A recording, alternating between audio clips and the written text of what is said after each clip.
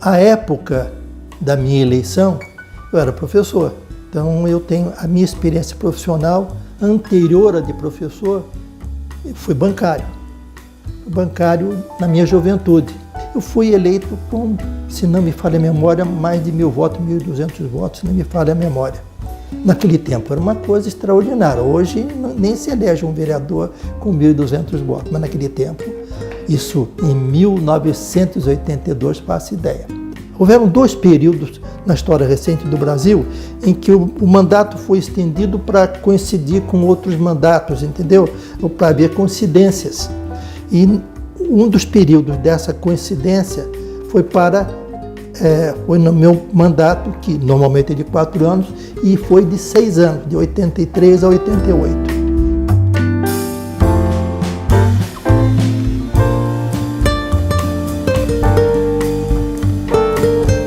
1982 foi a eleição depois da ditadura, a primeira eleição depois da ditadura militar para governadores do estado. Então foi um período muito interessante, porque depois de mais de 20 anos estava havendo uma eleição para governador do estado. E aqui em São Paulo, no estado de São Paulo, ganhou o Franco Montoro, que era do MDB, partido ao qual pertencia. Então, o Franco Montoro fez uma campanha extraordinária. A campanha extraordinária do Franco Montoro arrastou as campanhas eleitorais do MDB no estado de São Paulo, que aconteceu em Taubaté. Os partidos eram 2 partidos apenas na época. E então, para que pudesse ter os vários candidatos, porque não havia, era difícil ter um só candidato dentro do partido. Haviam 3 sublegendas. Eu aderi a uma das sublegendas do MDB na época. E não foi a sublegenda que ganhou, não foi o candidato que ganhou naquela eleição. O meu candidato na época era o Milton de Alvarenga Peixoto. E o candidato que ganhou foi o senhor José Bernardo Ortiz. Então, as campanhas dos vereadores foram bem motivadas pelo fato da eleição do governador e do deputado em Taubaté.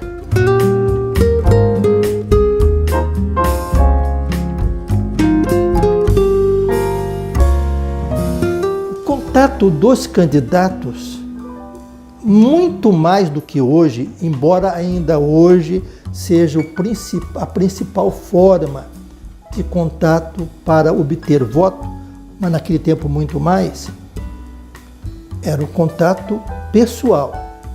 Ou seja, a gente constituía um grupo de amigos que faziam a propaganda diretamente com os eleitores. Valeu para mim o fato de eu ter sido professor. Quer dizer, fui professor por tanto tempo, quer dizer, o meu conhecimento era muito grande. Isso facilitou a minha eleição. E facilitou também porque eu tinha bons amigos dentro da estrutura partidária. Quer dizer, na estrutura partidária, eu pertencia ao MDB, havia pessoas que já me apoiavam. Então, foi um processo bem pessoal. E ainda hoje, se você perguntar para os atuais vereadores, eles vão responder para vocês que apesar da televisão, apesar da facilidade dos meios de comunicação, a internet, etc., ainda hoje o contato pessoal é fundamental.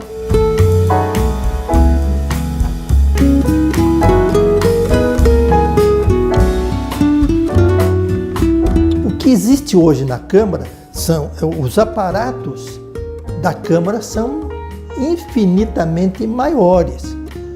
Maior número de funcionários. Naquele tempo nem 10 funcionários na Câmara, era uma coisa de nada, né?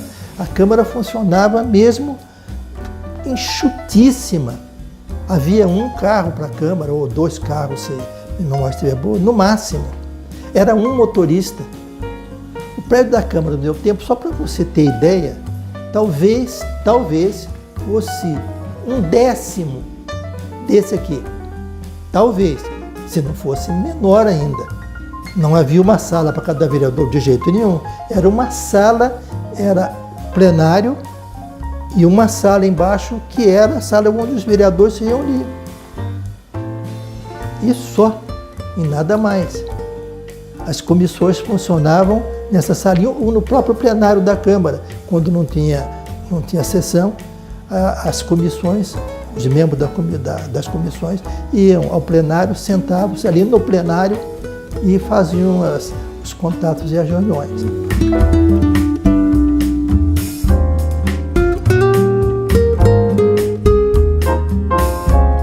O que marcou período a nossa legislatura foi que houve o processo da cassação do José Bernardo Ortiz, logo no primeiro ano. Esse é um negócio complexo e, inclusive, o Ortiz foi cassado pela Câmara.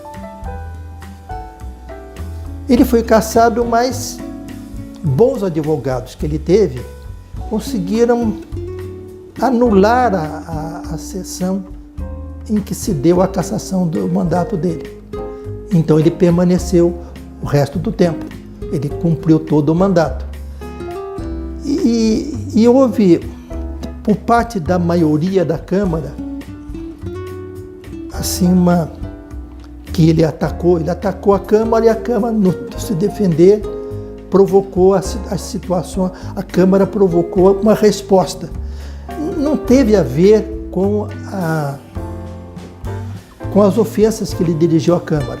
Ele cometeu, segundo o entendimento dos vereadores, ele cometeu erros que levaram ao processo da cassação do mandato.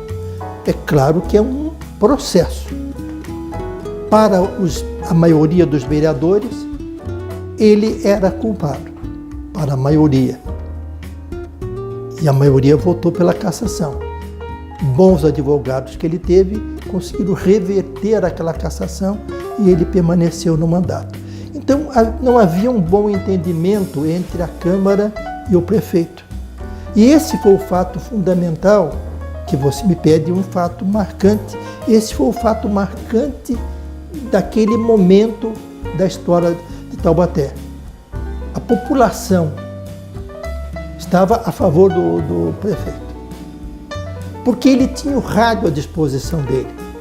E ele sempre foi um excelente demagogo.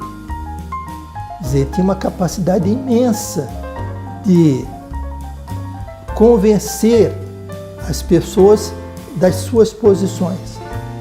Foi uma coisa tão marcante, tão importante, que até a Rede Globo mandou uma reportagem, mandou um equipamento para gravar cenas do processo da cassação do mandato.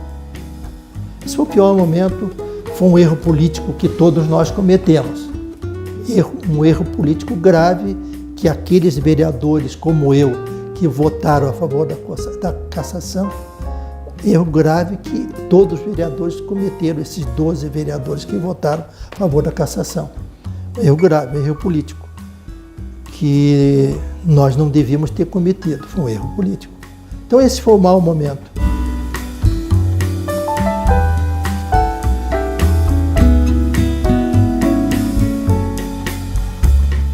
Os debates eram acalorados, porque aquela composição da Câmara era de grandes vereadores, grandes oradores. Então os debates na Câmara eram acalorados, eram veementes, eram quentíssimos. Mas acabou a sessão, todos eram amigos, etc. Mesmo nas posições divergentes, a amizade sempre era preservada.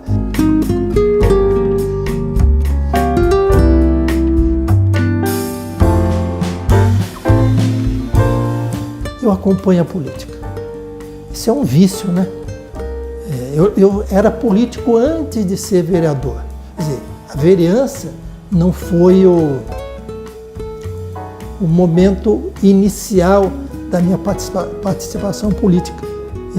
Então eu tinha uma vivência política. A vereança foi um capítulo da minha vivência política. Hoje eu não tenho uma participação ativa na política. Não tenho uma participação ativa.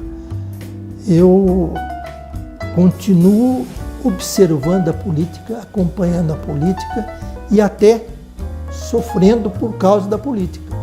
Porque eu acho que o Brasil vive um momento terrível, lamentável, provavelmente de consequências verdadeiramente terríveis para o futuro. Olha, verdadeiramente, para quem queira participar da vida pública, precisa ter um sentimento próprio para a vida pública. Não é apenas querer aparecer. A pessoa precisa realmente se interessar pela vida da cidade, pelo desenvolvimento da cidade, pelo bem das pessoas, pelo bem da comunidade. Quem tiver isso, esse sentimento, ele não vai ser apenas um bom vereador, ele será, acima de tudo, um bom cidadão. De preferência, só um bom cidadão deveria ser vereador ou deveria participar da vida pública, da vida política. Eu espero que todos os que venham a participar da vida política pensem desta forma.